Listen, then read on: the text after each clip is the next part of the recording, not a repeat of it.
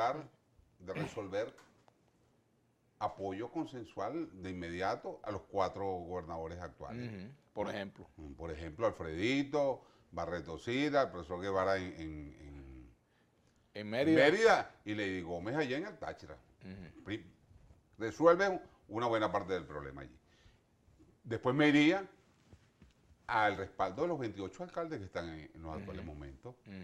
Porque entrar a disputarle los espacios a quien ya tienen, y además no solamente que están allí al frente, sino que tienen una gestión sumamente interesante. A mí me ha llamado mucho la atención ese movimiento que han promovido los... Fuerza Vecinal. Fuerza Vecinal, porque te conecta con lo inmediato, claro. Te conecta con la necesidad de la gente, de lo más adyacente, de lo más próximo. Y bueno, y la gente necesita quien le vaya a atender esas cosas cotidianas que acontecen en las comunidades. Y creo que la mayoría, si no, de todos esos alcaldes han tenido una gestión bastante exitosa. Es el caso de Duque aquí en Chacao. Yo creo que su gestión ha sido muy exitosa, y en particular con este tema del agua, que en Chacao no se iba el agua, por cierto.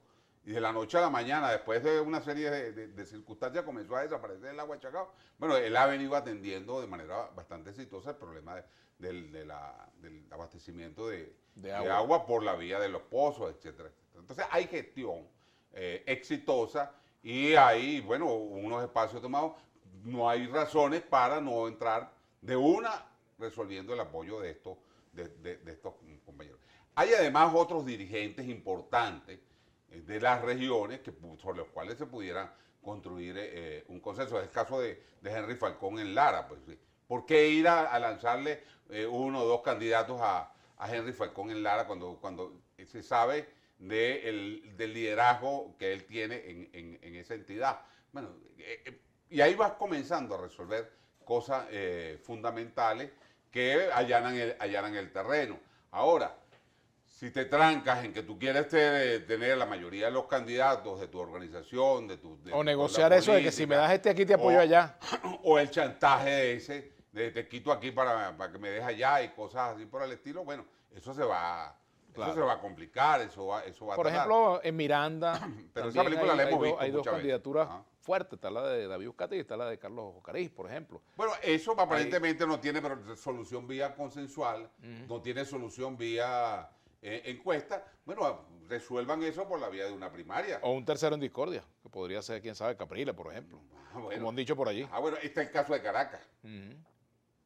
Está el caso de Libertador. Donde hay varios Libertador nombres. Hay 8 alcaldes. Precandidatos a alcalde. ¿No? Está Carri, Patiño. Carlos Julio Rojas. E incluso hasta ti. Sí, hombre, hasta a mí me han mencionado. Tu nombre ha sonado por diferentes espacios. Pero yo no lo he planteado. Ahora, yo te diría, por ejemplo, Vladimir, yo creo que tú pudieras ser una persona que facilitaría el consenso del Libertador, creo yo. Bueno, o sea, pudiera reunirse. Pero eso ya no depende de mí. Si fuese el caso, yo a lo mejor tomaría la decisión, pero para ser un factor de división más, se trata de un factor haría. de discordia, se trata de un factor que pueda permitir resolver, donde hay 8 aspirantes, resolverlo por la vía tuya. Bueno, para pensarlo, como lo he dicho, ya veremos qué pasa. Ya veremos porque... Pero pudiéramos estar hablando de un camino para buscar una solución a un punto político tan emblemático, tan importante para la fuerza política que nosotros debemos. Como dice por ahí, ni me ofrezco ni me niego. Pero bueno, fíjate tú, eso está sobre la mesa. Así, ¿no? Así es, fíjate tú, aquí dice Luis Maldonado, los estados necesitan gente nueva, capaces de ligarse de partidos políticos, que ya este país no puede más con la corrupción, necesitamos gente que aporte soluciones a las personas. Los alcaldes. Bueno, son los liderazgos más cercanos a la gente. Son los liderazgos más próximos a la Lisa Stredel, ¿será que la idea es desanimar a la oposición para que no vote el 21-11 y nos quedemos en casa? Mi opinión, dice Lisa Stredel, ¿no? Exactamente, yo creo que tiene razón. Toda la razón. Así es, tristemente la jugada está cerrada, un CNE visitado y para variar hace falta liderazgo viciado, dice que hace falta liderazgo en la oposición, eso crea desconfianza a la población votante, dice. Ese problema de la desconfianza. Aquí ya se están haciendo las auditorías, creo que avanzaron además de manera bastante exitosa, y bueno, bajo la lupa nada más y nada menos que Roberto Picón, que es un hombre altamente conocedor de la tecnología para esos efectos, que fue quien condujo ese proceso de auditoría. de las auditorías de los software y todos los sistemas, etcétera. E incluso se hizo la selección de los representantes de las mesas, de los testigos, de la constitución de las mismas. Creo que eso fue un punto interesantísimo de avance que se logró allí. Bueno, esas son cosas que han permitido digamos, el incremento de la confianza, partiendo de la designación de estos dos rectores, que abrió una posibilidad de aumentar, de incrementar la confianza. Además, tú sabes que en la participación, claro. Y después apareció un cronograma que todo el mundo es. estaba reclamando, cuándo comienza el cronograma, cuándo el cronograma va a respetar los lapsos establecidos por la ley, porque incluso en las primeras discusiones que yo sepa, el oficialismo evitó al máximo cumplir con esas normas, y esas normas al final... Pero fíjate, con todo y eso, en el 2015 la oposición ganó, porque mientras más gente vote, más difícil se reduce el margen de maniobra. Es que es así, así como decía Pedro Benítez en un mensaje que puso por ahí ayer, decía, bueno, Maduro no quiere que votes, no importa cuando leas esto. Así, punto. Así. ¿No? Y la idea es que no quieren que participemos porque saben que somos mayoría. Y esa mayoría hay que organizarse para hacerla efectiva en términos políticos. Bueno, y si no hay esa decisión, si la gente no lo entiende, bueno, ves el caso cubano. El caso cubano es distinto, completamente distinto. Allá no hay estas opciones que tenemos acá. Bueno, pues estas opciones son choretas, hay trampa, hay toda una serie de cosas. Sí, pero es la única que tenemos. Ese camino es culebrero, sí. Nos pusieron este obstáculo, sí. Nos van a poner otros obstáculos nuevos, sí. Estos no son los primeros, ¿no? Ni las primeras detenciones, ni... No, aquí vienen nuevas acciones y nuevas jugarretas y nuevas manipulaciones y nuevas trampas para tratar de evitar la unidad y atenuar, disminuir la participación. Sí, todo eso bien. Ahora, fíjate, el gobierno tiene su propia estrategia. Tiene que entenderlo, ahora, tiene que comprenderlo. Si la oposición va a esperar que el gobierno actúe para diseñar su estrategia, que es de contragolpe o digamos, de una estrategia reactiva, pues va a fracasar. Pero por eso tiene que salirle al paso a este tipo de cosas y hablarle con responsabilidad y claridad a la gente. Pero cuando tú estás jugando al escondido, vamos a hablarlo más claramente, chicos. Cuando tienes un liderazgo político que no se atreve a salir públicamente a decir nosotros vamos a participar, sino agarran a un candidato y le dicen, dale ahí que tú puedes, dale a ver si pega. A ver si pega. Y a lo mejor después lo dejan en la estacada. Y a lo mejor vienen y te lo dejan en la estacada, como pasó el 6 de diciembre pasado, que empezaron a animar a mucha gente, la gente empezó a entusiasmarse y de repente dice, no vamos a ir. ¿Qué pasa? Vale? Eso no es lo responsable. Lo lógico es que ese liderazgo asuma por toda la ley este asunto. Bueno, si tú lo vas a empezar a condicionar o a limitar a las condiciones, que me aprueben las condiciones X, bueno, sí, yo voy a pelear por las condiciones, pero tengo que pelear en el proceso de participación, no desde afuera. Porque desde afuera te van a dar una y te van a quitar otra. Y van a estar en ese juego. Aún participando, eso también va a suceder, pero somos mayoría. Y tenemos que ejercerla. Dime. Vamos a hacer una pausa. Vale, vamos. Ya venimos. Bueno, José Luis Farías, nuestro invitado de hoy. Fíjate, quería hablar contigo también un poco sobre lo que está pasando en Cuba. Porque desde quienes hemos militado en la izquierda, militamos en la izquierda, fuimos militantes pues de la izquierda, fuimos de alguna manera motivados por la solidaridad con la Revolución Cubana. Igualmente pasó con la Revolución Sandinista. Y ahora resulta pues que hemos visto sectores de la población cubana protestando, reclamando cambios, reclamando por la situación de desabastecimiento, la pobreza, en fin, las condiciones de vida, etcétera, y por ausencia de espacios de participación política. Es decir, se está mostrando lo que ya mucha gente sabe que viene pasando. Y bueno, también así como protesta el pueblo cubano, hemos visto protestas en Colombia, en Chile, en distintos países, en Venezuela, cada una con sus motivaciones y con sus circunstancias, pero al fin y al cabo en América Latina no hay un modelo que logre satisfacer las necesidades de la población, evidentemente, ¿no? Ninguno hasta ahora lo ha logrado. Pero en el caso cubano, pues, evidentemente que el reclamo de cambio está allí palpitando, ¿no? Sí, el caso cubano es el más penoso probablemente del continente. Ahora, yo haría un pequeño apunte sobre tu afirmación. Tú dices sectores, ¿no? No sé, es la inmensa mayoría de los cubanos la que te tiró a la calle ¿cómo llaman? En San José de los Baños, en Camagüey, en La Habana, en Cienfuegos, en toda la isla. En toda la isla, la movilización. Bueno, las imágenes que yo he visto hasta ahora no han sido, digamos, de que todo, pero sí ha habido, que es importante que la gente salga a la calle y es importante. Bueno, imagínate, un régimen de terror. Pero que la gente salga a la calle, que salgan 500 personas es significativo. Pero no eran 500 personas, la imagen sobre el malecón. Tú conoces tú conoces la avenida del malecón. Claro. O sea, las imágenes sobre el malecón son impresionantes, ¿no? Para no hablarte del resto, pero bueno, pero el malecón, que es el espacio por excelencia pues de Cuba, bueno, eso estaba full de gente. Entonces son millares y millares de personas, es decir, es la gran mayoría de los cubanos que hacen un reclamo, ¿no? Ahora, ese reclamo estaba aparentemente cantado de acuerdo con algunas, siempre hay la teoría. Los que adivinan día para atrás, como dicen. Los profetas del pasado. ¿Ah? Los profetas del pasado. Los profetas del pasado. Bueno, eso estaba como cantado. Bueno, había ahí lo que siempre se llamó las condiciones objetivas, pues el estado de miseria. Ahora fíjate tú. El que vive esa población es terrible. Sí, extraño era que no se hubiese producido anteriormente, creo que es el año 94. Ahora, el gobierno atribuye esta situación también a los avatares del bloqueo. ¿Tú coincides con eso? Chicos, que en este caso no es ni siquiera un problema de bloqueo, porque aquí yo lo atribuiría a los avatares de la caída del subsidio venezolano para Cuba. Porque mientras Cuba logró encontrar quién le metiera, Castro, pues, quién le metiera recursos a la isla, le diera posibilidades de combustible y le metiera billetes pues, a ese gobierno, bueno, ellos estabilizaron un rato más, se dieron una colita más en el tiempo. Pues. Ahora, el otro tema de todo esto tiene que ver con la participación del pueblo en las decisiones, que es muy importante, ¿no?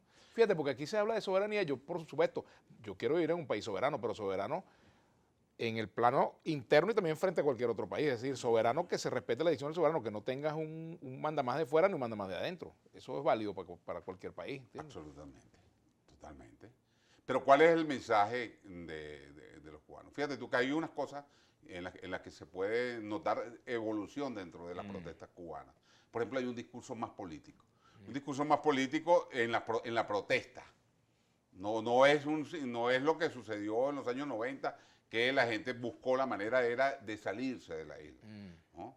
Y el gobierno de Castro abrió la válvula de escape, permitió que se fuera un gentío, bueno, los marcó pues de muchas maneras, pero mucha gente salió un poco para ver cómo liberaban eso. Dejaron de perseguir a las jineteras, que las tenían acosadas, las dejaron de perseguir y a cosas así por el estilo que permitieran que hubiera un poco de flujo de recursos.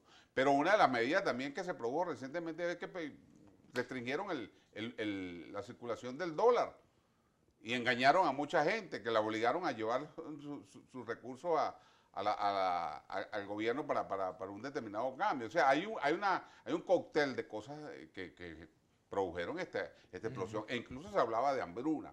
Yo no dudo pues que eso estuviera ya pasando. Bueno, la pandemia también. Pero fíjate, claro, pues son no hace mucho Naciones Unidas votó contra una resolución contra el bloqueo económico. 200 y pico de países votaron y solamente con la abstención de Estados Unidos desde que nosotros damos así. Sí, chiquito, eso ha pasado. Eso ha pasado. Eso ya lo dejó de ser noticia hace muchísimo tiempo. Las votaciones de los no alineados. No, pero incluso países de América Latina. Desde los días de los no alineados. Creo que hasta Colombia votó contra eso. Los no alineados. Que votaban masivamente en ONU en contra del bloqueo. Sí, eso es una noticia ya bastante vieja, pero eso se ha estirado, vuelve, Bueno, con Obama hubo una apertura. hay proceso de apertura. Claro. Lo tengo entendido incluso que las conversaciones del gobierno de Biden van camino a ese proceso de apertura. Ahora, ¿tendrá capacidad el liderazgo cubano actual Ese es el otro problema. Que en aquel momento, bueno, Fidel mal salió o bien, no entremos a juzgarlo ni ética ni moralmente, sino había un liderazgo representado en este caso por Fidel, que incluso acudió Claro, dio personalmente, dio la cara. Ahí es donde se prueban los liderazgos, ¿viste? En el 94 fue y dio la cara con los propios manifestantes. Y lograron algunas cosas, se produjo una manera de aplacar la situación. Pero Díaz-Canel es un troglodita que el discurso que dio o las declaraciones que dio fueron realmente bochornosas. Entonces, esto son elementos que han variado en el tiempo, pero lo importante de este proceso de Cuba es que marca un camino distinto. Marca un camino por el contenido del discurso, por lo masivo, por la extensión geográfica y por el debilitamiento que tiene el régimen frente a ellos y la imposibilidad de mejorar este cuadro en los actuales momentos, porque se acabó Venezuela, acabó el petróleo venezolano, por más que le envíen alguna cosita, eso no resuelve este asunto allá. Y eso los enreda, los complica. Ahora, tú decías sobre el caso de América Latina, y esto extendiendo a que el mismo problema que se está presentando en Colombia. No, hay variantes. Hay variantes, pero fue un pueblo descontento, me refiero. Hay variantes, pero hay un pueblo descontento. Ese es el punto que los conecta, claro, evidentemente. Porque cada quien en su realidad. Claro, hay alguien que de repente cuando tú oyes a ciertos sectores del radicalismo venezolano o mañamero, salen a resolver esto echándole la culpa al foro de Sao Paulo, a lo que hicieron en México. ¿Cómo se llama? La reunión en Puebla, ¿no fue? Ajá, bueno. No, y la culpa es de estos comunistas que montaron una gran estrategia internacional y comenzaron a tejer. Si no hubiera caldo de cultivo interno. Pero entonces le hacen así, le tiran, meten por debajo de la mesa la realidad social que tienen esos pueblos. Entonces eso es un problema serio, lo que quieren ocultarlo. Bueno, el caso de Chile, pues. La economía más próspera del país, el país con mayor crecimiento y estabilidad. Y hay sectores excluidos. Y hay sectores empobrecidos, la clase media empobrecidos, terriblemente. Bueno, se han corregido cosas, ciertamente, en el caso de Chile, pero al mismo tiempo hay una situación de descontento que se expresa en eso, pues. Así es, tenemos que hacer la pausa. Ya venimos con José Luis Farías a la 1.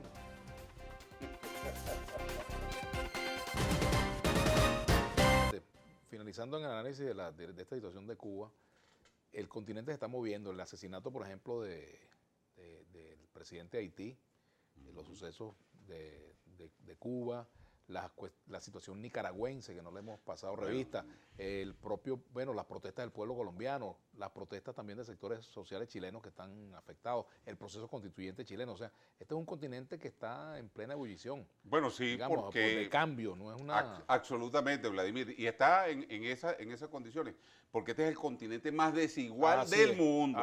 No olvidemos eso. E incluso cuando salimos de la década perdida, la década de los 80, ¿no?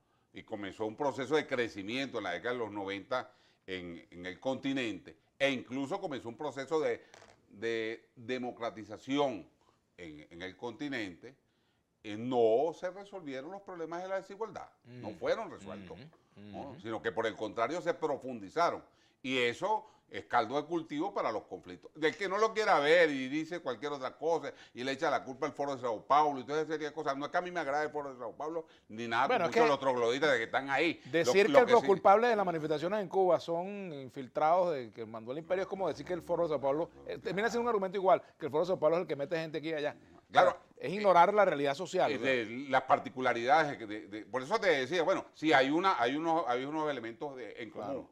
Pero el caso cubano hay que entenderlo pero que además hay que estar el caldo de cultivo propiamente dicho. O sea, si tú decía yo ayer que si tú metes un agente de Cuba o de Chile o de los rusos o los norteamericanos en un país, bueno, si no hay caldo de cultivo, pues Tú te vas, a ti te pagan para que vayas a Dinamarca a formar problemas allá, pues no, ¿qué te vas a decir? ¿Qué le pasa a este señor? Y este está loco. Este está loco, Claro, aquí estamos bien, pero si hay Carlos Cultivo dice, oye, vamos a escuchar a este señor. Así es. Pues. Claro, la gente a veces trae y traslada situaciones de un lado a otro, y por eso creo que nosotros, si bien es cierto, debemos para el análisis descubrir o encontrar las líneas generales que unifican a los diferentes procesos que se dan en su conjunto, también es cierto ver las especificidades. Por ejemplo, ya comenzó gente a decir, ¿no?, que lo que está pasando en Venezuela con la detención de Guevara y el acoso a Guaidó es que el gobierno tomó el camino de Ortega. Ya eso comenzó a circular en el seno de las redes. Ortega, el nicaragüense. El presidente de Nicaragua. Digo, veamos, pues veamos con calma qué es lo que en efecto porque también se está hablando de una negociación que está en marcha. O sea, ¿qué pasa con esa negociación? Es parte de la... Eso se nos quedó en el tintero en la primera parte claro, de la por supuesto, pues menos mal que... claro, fíjate tú que lo refieres. Hay gente que condicionó o comenzó a limitar su decisión de participación a esa negociación, a México, pues. Pero es obvio que cuando Maduro tira primero tiró 3 y después 4 y después cambió la cuarta de las condiciones que exigió para ir a México, la modificó la cuarta otra vez, pero las 3 primeras las dejó. Nada más cuando lees la primera. Bueno, que te quiten las sanciones inmediatamente. Y dice, este tipo no quiere ir para allá. No quiere. No va. No va a ir, ¿por qué? Bueno, porque yo creo que él no quiere ligar un proceso con el otro. Es decir, este asunto no lo va a ligar con el otro. Pero la comunidad internacional a lo mejor sí lo va a ligar. Pero la comunidad internacional sí lo va a ligar. Y a él, quiéralo o no, le interesa negociar. Le interesa negociar. A él le abrieron esa válvula. Tú militaste mucho tiempo con Nicolás Maduro. ¿Qué le dirías tú a Nicolás Maduro en este momento?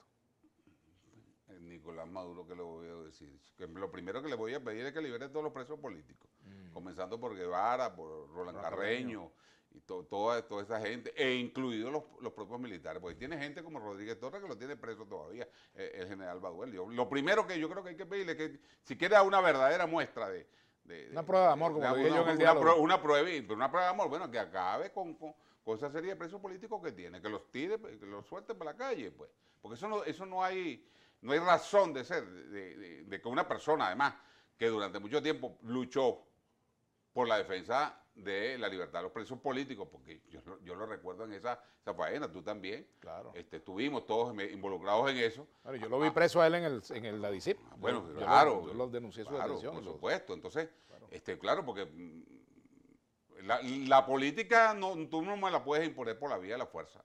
Y eso es un ejercicio de la fuerza absurdo, inconveniente para la credibilidad política y para el desarrollo de un proceso de supuesta reinstitucionalización al cual él estaría apostando, pero pareciera que no es así, ¿no? Cuando toma este tipo de medidas. Bueno, lo primero que hay que decirle es eso, ¿no? ¿Y lo segundo? Y lo segundo es, mira, que no siga intentando, ¿no?, desviarnos del camino. Nicolás, no vamos a salirnos del camino de la ruta electoral. Por más piedras en el camino que nos coloca, por más provocaciones como esta detención y de Guevara y el acoso a Guaidó, y seguramente por otro tipo de provocaciones, no vamos a desviarnos. Quienes estamos convencidos de esto, que es un proceso en crecimiento, no nos vamos a desviar. ¿Y qué le dices tú a los decisores de la oposición, tanto los de un sector como del otro? Que salgan a decir lo que yo estoy diciendo, porque ellos lo dicen en privado. Todos lo dicen en privado. Cuando tú revisas y te chateas con muchos de esos compañeros, este tipo nos está provocando. Pero Salí lo dice, chico. Salí se lo transmite, se lo comunica a la población, para que la población, bueno, sepa y lo entienda. Hay muchos que lo han expresado aquí. Tú lo leíste, alguno, allá a través de las redes, gente, ciudadanos común y corriente. Bueno, porque el ciudadano no es tonto, la gente se da cuenta. Me están poniendo un peine para que yo lo pise, para que desvíe mi ruta. Bueno, eso eso creo que hay que decírselo al liderazgo opositor venezolano, que deje de seguir jugando al escondido, que no se limite digamos, su decisión de participar a excusas cada vez más inconvenientes y que trate de montar toda la plataforma organizativa necesaria para el 21 de noviembre tener un triunfo que transmita confianza a los venezolanos y ayuda a... Quizás la oposición tendría que ser como el correcamino, que por más obstáculos que le ponen los salta y los... Bueno, tiene que hacerlo. No tiene otra alternativa. La oposición venezolana no tiene otra alternativa. Porque los otros están en la playa esperando a ver si llegan los marines. Bueno, lo que crean en eso, que salgan a eso, pues. Ese es su problema. Nosotros no creemos en eso. Nosotros tenemos otra convicción, otro camino. Aquí el único camino que en el caso venezolano nos queda es este. Los que se estimulan o pretenden decir, hay que copiar el modelo de los cubanos ahorita que están saliendo a la calle, tú te vuelvas loco, no empiezas a estar generando ese tipo de Que por cierto, Guaidó llamó a la calle. ¿Qué dices tú de ese llamado que le ha hecho? Tiene rato llamando a la calle. ¿Y? ¿Dónde ha estado la población en la calle? Porque la gente también, la gente huele. ¿Y por qué? ¿Qué ha pasado en este caso, Vladimir? En la misma medida en la cual no hay conexión de la política con lo que es la aspiración de la gente, en esa misma medida se va deteriorando el liderazgo y va perdiendo credibilidad. Y ese liderazgo hay que tratar de reconstruirlo, y la única manera de reconstruirlo es hablándole claro, presentándole una ruta al país, admitiendo, chicos, que te equivocaste, porque el otro asunto no puede ser que un dirigente político que antier estaba diciendo que aquí no había que ir a ningún lado, que todos los que no, los que se fueron incluso del país eran unos traidores, y al otro día sale diciendo que él va a ser candidato a una gobernación. ¿Qué asunto es ese? ¿No? Sin ningún tipo de explicación, o sea, bueno, por Dios, a la gente que darle una explicación, aunque sea un mea culpa, vale, tú tienes que salir a decirlo públicamente, no puedes dar un salto sin eso. Entonces, claro, como no se atreve, no tienen ese discurso, le tienen miedo a las redes, le tienen miedo al radicalismo que se los come, que se los va a tragar, que va a barrer el piso con ellos. Bueno, chicos, vale, que lo barra, que salgan a decir cosas, bueno, que le pongan la cara.